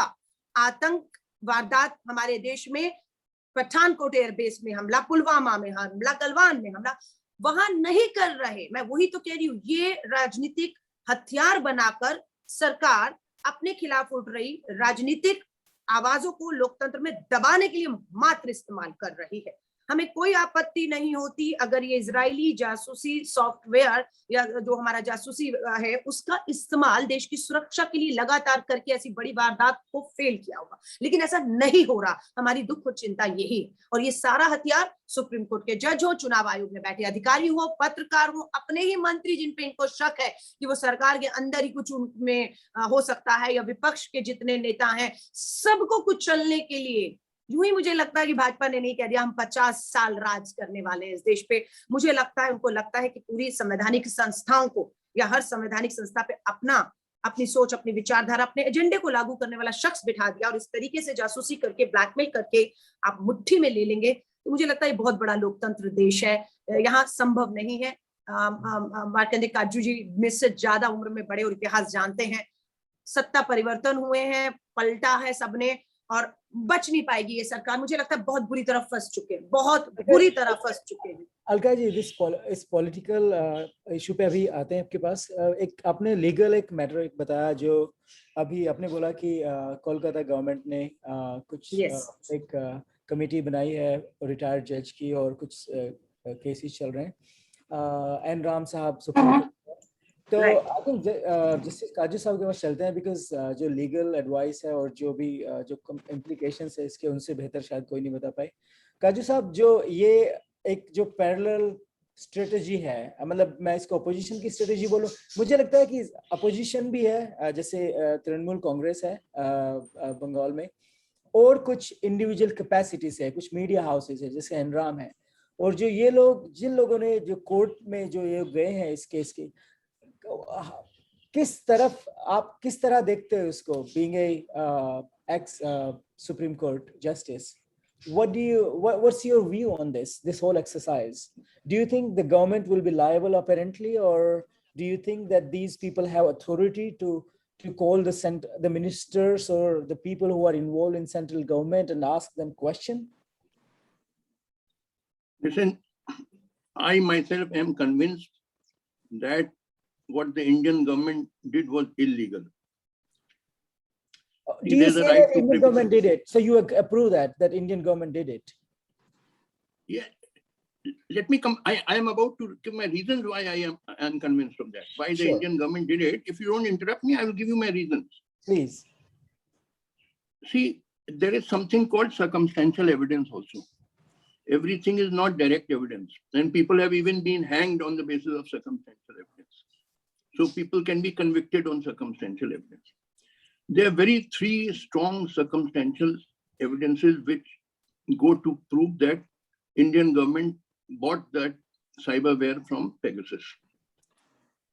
First is that Pegasus itself has said that they only sell to enforcement agencies, government agencies, and not to private individuals. Secondly, that the government of India does not deny it. Neither do they admit it, nor do they deny it. They are silent. If they did not buy it, they should say we did not buy it, but they remain silent. Thirdly, that most of the names disclosed of those who were hacked, they are people associated with the opposition, like Rahul Gandhi, like the Siddharth Varadarajan of the Wire.in, or Gautam Navlakha, who was implicated in the Bhima Koregaon case, and the editor of Amnesty International India, most of the people who have been critical of the government. These three circumstantial evidence are very strong, which go to indicate that the government of India bought that cyberware from Pegasus. And this was illegal because there's a right to privacy, as already explained by so many speakers. And under the Section 69 of Information Technology Act and Section 5, Clause 2 of Indian Telegraph Act, government can do snooping. It is not that government cannot tap telephones, but it can do it only if in connection with security of the state, or if there's allegation of terrorism or crime or so. Not because he's your political opponent or something, or some other such reason. So what the government of India did was certainly something illegal. There are two things, however. Firstly, even if a case is filed, in India, cases take years, 20 years to decide, it will take 10 years in the trial court, then appeal will take another 10 years, and appeal to the Supreme Court, it will all fizzle out. Secondly, something which has been repeatedly hammered by Ravish and Mr. Majid Memon, that by Pegasus, something can be manufactured on your mobile, evidence can be manufactured. Now, is Mr. Majid Memon not an experienced criminal lawyer? Does he not know that police in India has been manufacturing evidence since British times? In criminal cases, it is very common. What is so unusual that आपके mobile में डाल देगा false evidence? ये तो mobile पहले नहीं था, मगर false evidence तो create होता था from the time of British days. Police used to create false evidence कि किसी को पैसा देके उसको witness खड़ा कर दो. ये सब चीजें होती रहती हैं. कोई why raise such a hue and cry कि हमारे मोबाइल में सब वो feed in कर देंगे false evidence? ये सब होता रहा है. और I can tell you, Edward Snowden ने जो disclosures किए हैं, and Mr. Tasawwur Jalali is an expert sitting here. If you are sitting in America, if you are very, very expert in this cyberware, you can tap, God knows what. Unfortunately, the Pegasus was caught. But there can be very sophisticated devices or appliances which maybe even now snooping us on this webinar, and we will never know of it. Modern technology is advanced so much that it is practically impossible to catch. Edward Snowden has disclosed all this, that all the telephone and emails and everything was being tapped by the government. But what I have raised earlier to Mr. Ravish Kumar, that listen, the common man in India, 95% of people in India are not bothered about Pegasus. They are bothered about jobs. They are about price rise, about child malnutrition, about healthcare. Making a mountain out of a molehill as if the common man's life will be destroyed. And people are saying, oh, democracy will be destroyed because there's no freedom of speech. And a common man is not interested in freedom of speech. He is interested in getting a job. He's interested in getting food. He's interested in low prices of foodstuffs. So yes, it is diverting the issue. It is all right. I myself have said it is illegal, but it is not such a big issue that you raise a hue and cry. जो real issue है वो तो सब background में चले जाते हैं. तो what I'm saying is कि ये सब चीजें और ये होता आया है, as rightly pointed out by Irfan, that Pranab Mukherjee's telephones were bugged by the Home Ministry, and he was the finance minister. He sent a letter to the Prime Minister. So Congress has been also doing this. Gyani Zail Singh was President of India. He complained my telephone in Rashtrapati Bhavan have been bugged, and probably it was because of Rajiv Gandhi was Prime Minister, and he did not regard Zail Singh a very reliable person so perhaps he bugged the telephone. ये होता रहता है, ये सब इतना बात का बतंगड़ बनाना, making such a hue and cry. बेरोजगार, unemployment is finished, not so much a serious issue. Price rise not so much. ठीक है, this snooping is also an issue, but not as important as the other issues about which Mr. Ravish Kumar did not create. He just said, oh, evidence can be fabricated, आपके mobile में डाल देगा false evidence, और ये सब चीजें for 100 years it has been done. What is so new about it? Kaju Saab, it's all right that things are happening since 100 years, but that doesn't mean that it's the wrong is wrong. And this is the scale. You see the scale right now. And Tasawwur can talk more about this scalability, but the scale is huge. Yeah, I would like to add to that, if you allow me. So I would agree with a few points of Justice Kaju, right? First of all, implanting and fabricating evidence on phones is nothing new, like Justice Kaju mentioned. It's not a big deal. And actually, in fact, implanting and fabricating evidence on phones can be easily traced around forensic analysis versus a simple, different evidence fabrication, like you put drugs or a weapon in somebody's house. That's very difficult to prove otherwise. Yes. We're putting evidence on our phones can be proved that it was tampered. So that's one thing. So that's all there. I don't think we have an objection. I think I corrected Mr. Ravish Kumar as well as Alkaji. I told Mr. Memon as well. I don't think we should make a big deal about implanting evidence. This is a non-issue.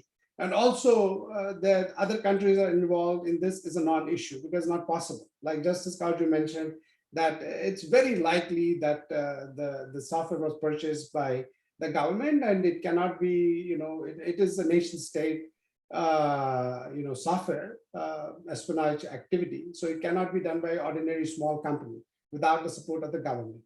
Now, however, what we have to see, and there are also many, many companies, like again, what Justice Kaju alluded to, there are thousands of companies who develop this spyware and nothing new in America. It is very old and NSA has been doing it, DOD has been, CIA, they're all doing this, but they don't do it against the private citizens. Ab masla ye hai idhar, Kaju Saab, I mean, this is again for you, Kaju Saab, this is I'm trying to frame a question. Number one, the sophistication of an attack, right? It creates a lot of insecurity among people, right? That you don't even have to do anything. I can just simply give you a missed call and your phone is compromised. Now I can listen, I can really compromise your privacy. I can check your pictures, personal life, which may not be, nobody would want that. As a democracy and our constitution in India guarantees personal freedom and privacy of every citizen. Ek to wo masla, right? This is a big thing.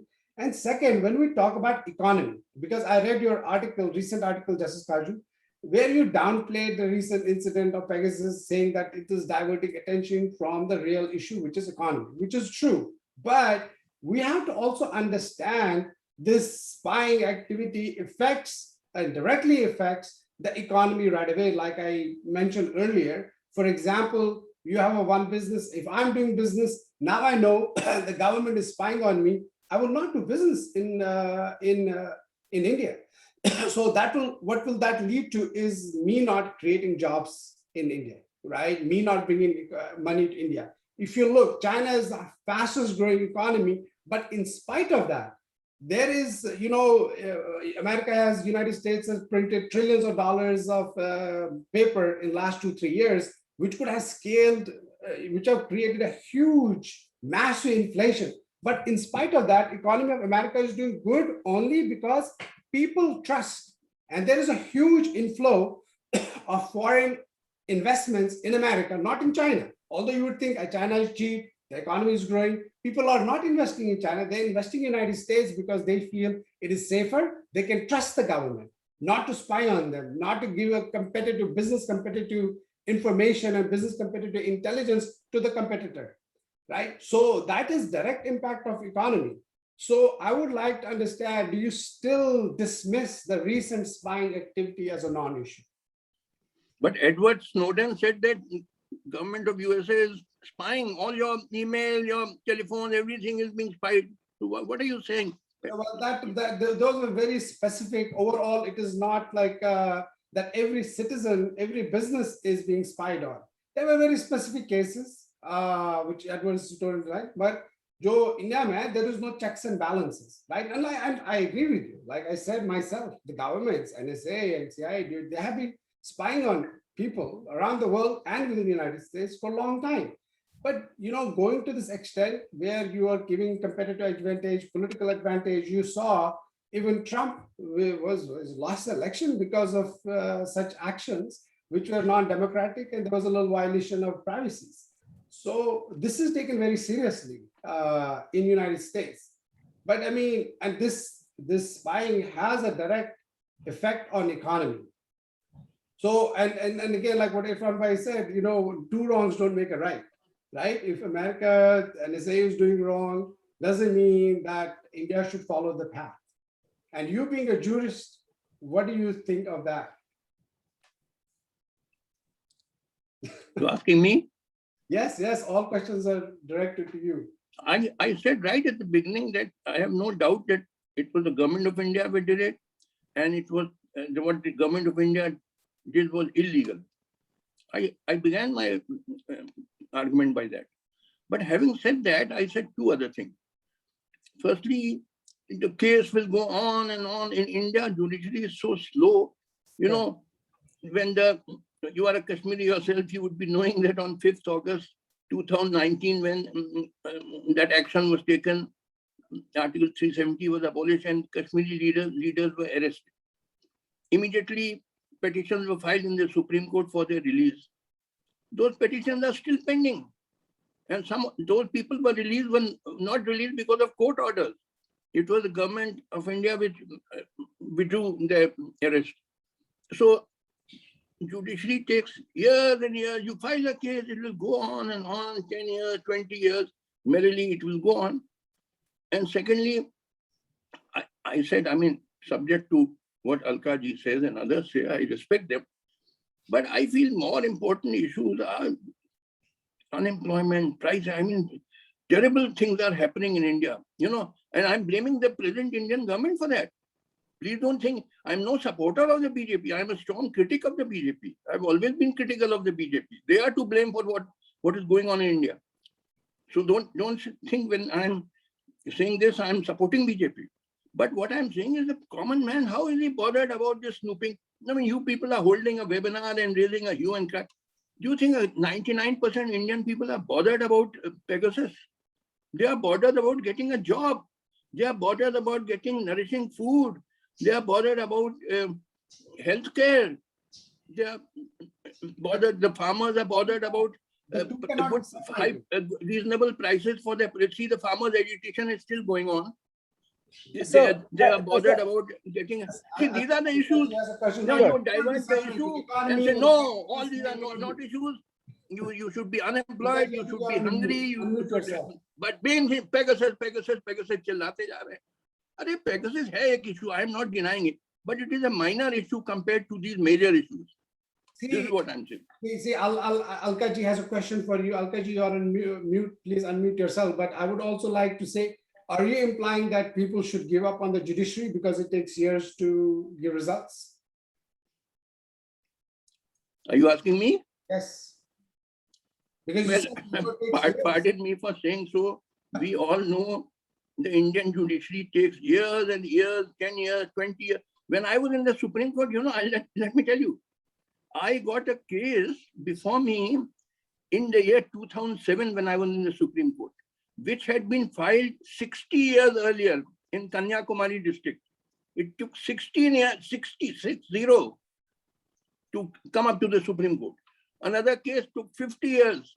But that doesn't mean we give up on judiciary. So आप कर दीजिए, अलका जी कर दीजिए FIR, आपकी case चलेगा तब आप घूमते रहिए कोर्ट कचहरी के चक्कर लगाते चलिए, डेट पे डेट चलेगी. काजू सर, आप हम सब जानते हैं हम एक लोकतांत्रिक देश में हैं, पक्ष विपक्ष है, विपक्ष सड़कों पर आता है, किसान आए हैं. अब आप किसानों को कानून से पीछे नहीं हटेंगे.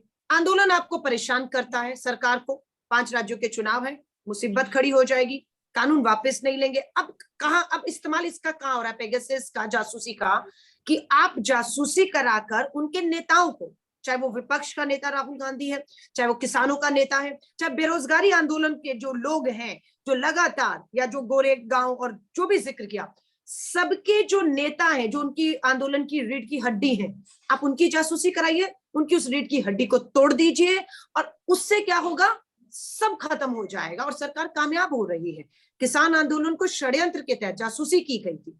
मैं आपको छोटा उदाहरण दे रही हूँ, कहते हैं कि बच्चा रोता नहीं है, माँ दूध नहीं देती है, लेकिन अगर माँ को पता है कि बच्चा रोने वाला है तो बच्चे के मुंह पे हाथ रखकर दबा दे और रोने ना दे, और ये साबित करे कि बच्चा भूखा ही नहीं था।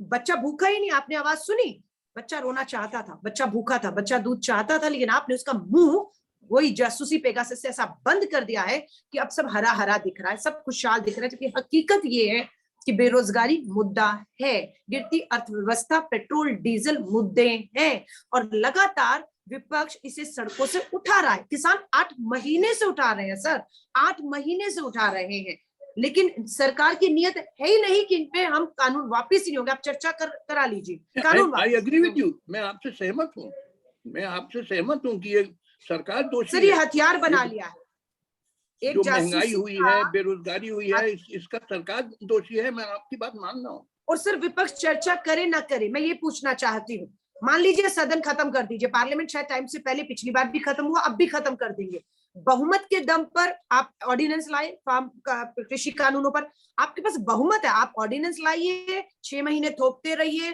पार्लियामेंट में बहुमत है, बिना चर्चा के पास कर दीजिए। पक्ष विपक्ष का कोई फर्क नहीं पड़ रहा इस सत्ता के ऊपर।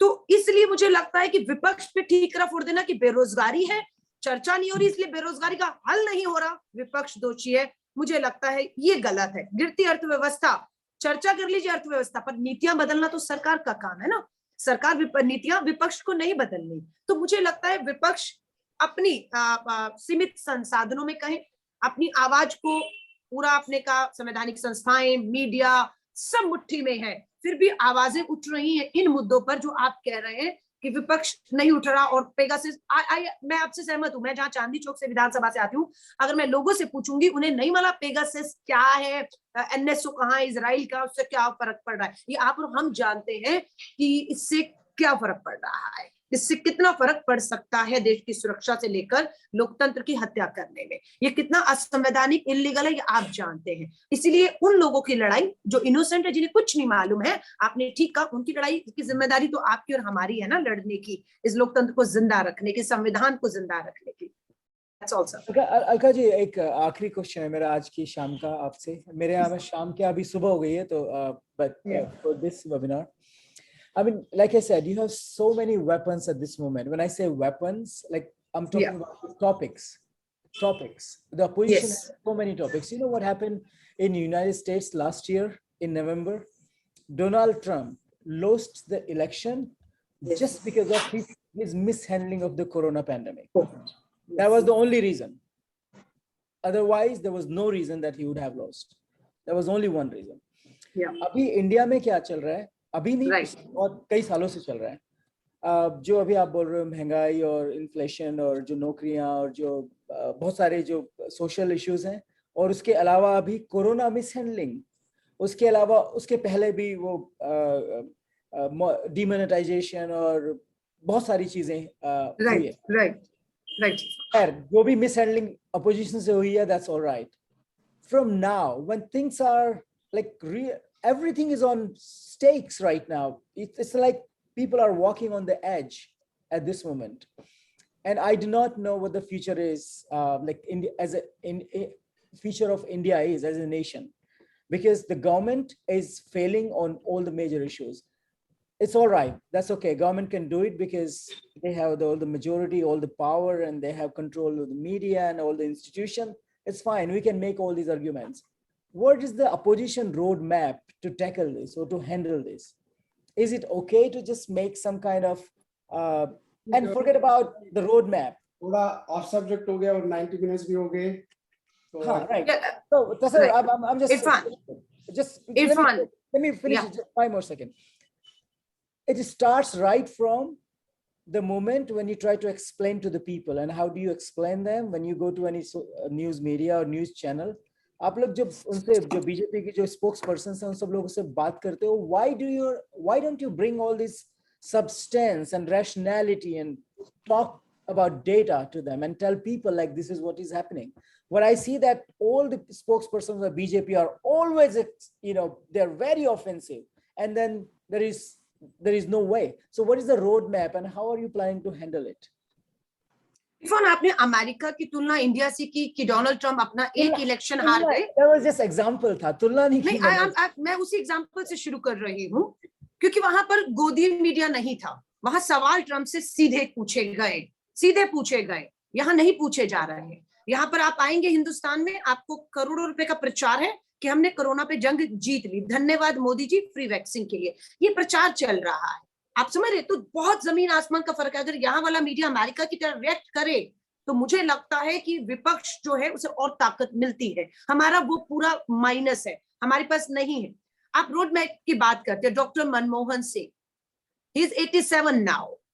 कोरोना महामारी में लिखित में वैक्सीन पॉलिसी क्या होनी चाहिए, गवर्नमेंट को क्या करना है, रिटर्न में लिखित में सजेशंस दिए। नेगेटिव क्रिटिसिज्म नहीं था कि हमने सिर्फ सरकार की बुराइयां ही की। हमारा ऑर्गेनाइजेशन से जो सपोर्ट हो सकता था, बीइंग अ पॉलिटिकल पार्टी, हमारा पॉलिटिकल एक्सपीरियंस जो गवर्नमेंट में रहने का हुआ, लिखित में डॉक्टर मनमोहन सिंह जी सबने दिया है।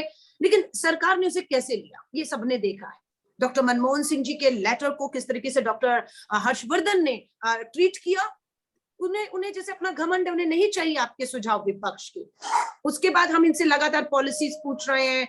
हम सर्वदलीय बैठक प्रधानमंत्री जी को कह रहे हैं कि सारे पॉलिटिकल पार्टी, क्योंकि बहुत पॉलिटिकल पार्टी स्ट्रांग है, सवाल जवाब, लोकतंत्र, इतना कुछ धरना प्रदर्शन रैली सरकार चलानी है ना, तो विपक्ष के नेताओं की एक मीटिंग बुला लीजिए। क्यों प्रधानमंत्री जी ने अभी तक सारी पॉलिटिकल पार्टी, ये जो रोड मैप बता रही हूँ, सजेशन है, प्रधानमंत्री जी राजनीति से ऊपर उठ जाए। 7 साल हो गए, 3 साल बचे हैं, देश पूरी तरह अर्थव्यवस्था हो, बेरोजगारी हो, कोरोना महामारी हो, हर चीज से त्रस्त है, लोग पीड़ित है। 80 करोड़ लोगों को मुफ्त राशन पर निर्भर रहना पड़ रहा है। उस देश की बात मैं आपसे कर रही हूँ। 134 करोड़ में 80 करोड़ सरकार के 2-3 किलो रुपए वाले मुफ्त राशन पे निर्भर है। आप समझ रहे हैं? हमें मालूम है कि सरकार को उस पर चर्चा करनी है, लेकिन सरकार सर्वदलीय बैठक नहीं बुलाती। सरदार पूर्व प्रधानमंत्री के सुझावों को गंभीरता से नहीं लेती है। सरकार पूरी चीजों को हर बार एक षड्यंत्र बताकर आप पूरी तरह उसको उससे सहमत ही नहीं होंगे कि हाँ ये प्रॉब्लम है, इस पे हमें हल खोजना है, तो क्या उम्मीद करेंगे? क्योंकि ये प्राथमिकता है तो प्रधानमंत्री जी को करनी है। हाँ जी सर, राम मंदिर तो बना रही है। नहीं, सरकार तो बहुत कुछ बना रही है। सरकार तो असम और मिजोरम को क्या बना रही है, हमें लग रहा है चीन और हमारी सरहद पाकिस्तान से और आपकी चीन से लड़ाई हो रही थी, समझ आ रही आज हिंदुस्तान के अंदर ही असम और मिजोरम की सरहद को लेकर लड़ाई हो गई, 6 पुलिस वाले 7 शहीद हो गए। ये वो सरकार है जिसकी नीति नहीं समझ आ रही कि चल क्या रहा है देश के अंदर, और कोई जवाब नहीं। मिजोरम में इनकी सरकार, असम में इनकी सरकार, केंद्र में इनकी सरकार। गृह मंत्री अमित शाह जी दूर नहीं है, वहीं थे कुछ दिन, 48 घंटे हुए नहीं थे, दिल्ली वापस लौटे और वहां पर ये हो जाता है। तो क्या करें? लेकिन जवाब मिल रहा है? नहीं मिल रहा है। बहुमत के दम पर, तानाशाही के दम पर, संवैधानिक संस्थाओं को इस्तेमाल करके लोगों को बिठा के पूरी तरह से तहस नहस कुचला जा रहा है। और अब कहते हैं 22 हम जीत जाएंगे। मान लीजिए 22 जीत गए, मान लीजिए उत्तर प्रदेश में योगी आदित्यनाथ जीत गए, मान कर चलिएगा, तो क्या बेरोजगारी मुद्दा खत्म? 80 करोड़ गरीब जो मुफ्त राशन पे हैं खत्म? Petrol, diesel, LPG gas subsidy खत्म हो गई? खत्म। बेटियों के बलात्कार होते हैं और इनके ही मंत्री गोवा जैसी जगह के मंत्री कहते हैं, मुख्यमंत्री कहते हैं नाबालिग बेटियों का बलात्कार हुआ और कहा माँ बाप की गलती थी, माँ बाप को या बेटियों को वहां होना ही नहीं चाहिए था, अपराधियों को वहां नहीं होना चाहिए था, उनके मन में वो डर होना चाहिए था, वो पुलिस और सरकार को डर डालना था। उस पे सवाल नहीं है, सवाल बेटियों को वहां पर होना। आप सोच रहे हैं हम कहां लड़े और किस से लड़े, और सरकार अपने बहुमत के दम पर है कि अब उनकी प्राथमिकता अगले 5 राज्यों के चुनाव वो कैसे जीतेंगे। प्रधानमंत्री जी हो, गृह मंत्री जी हो, पूरी सरकार, संवैधानिक पद पे बैठे मंत्रियों का ध्यान देश की प्राथमिकताएं नहीं है, चुनाव प्राथमिकता है। यही हमने पिछले 5 राज्यों के चुनावों में देखा। कोरोना महामारी की दूसरी लहर सामने खड़ी थी, प्रधानमंत्री जी बंगाल से लेकर असम से लेकर तमिलनाडु, केरला कैसे प्रचार में शामिल थे, और आज अभी भी अगले 5 महीने में 5 राज्यों के चुनाव सरकार की प्राथमिकता है। Thank you so much for your Thank you. I think we really appreciate आपका बहुत Thank you. Thanks to all of you. Very good perspective. It was nice to have you, Justice Kaju Saab. Thank you for providing your perspective. I'd like to thank you, Mr. Memon and Mr. Ravish Kumar. So we'll hopefully connect, and we'll hopefully this message reach to the broader audience in United States and across the world and in India. Thank you again. You guys have a very great morning, and Thank good night to folks in the United States. Thank you, Alkaji. Kajiswat. Thank you very much. Bye. Thank you.